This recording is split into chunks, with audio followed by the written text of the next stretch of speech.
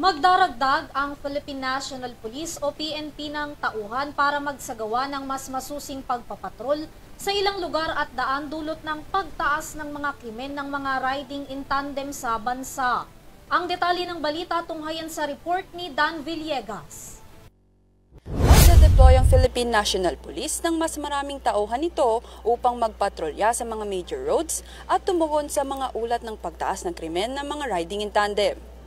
Ayon kay PNP spokesperson Colonel Jean Fajardo, nasa humigit kumulang na 600 police personnels ang itatalaga upang magpatrolya sa mga kalsada.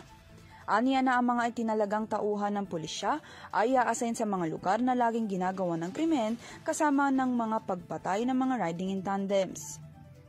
Samantala, ang mangyayaring deployment ng mga otoridad ay hindi lamang limitado sa National Capital Region Police Office. Kinalala rin niya ang malaking kontribusyon ng mga closed-circuit TV camera sa pagtulong sa paghuli sa mga sospek sa krimen. Para sa Year TV News, Dan Villegas sumasaludo sa bawat Pilipino.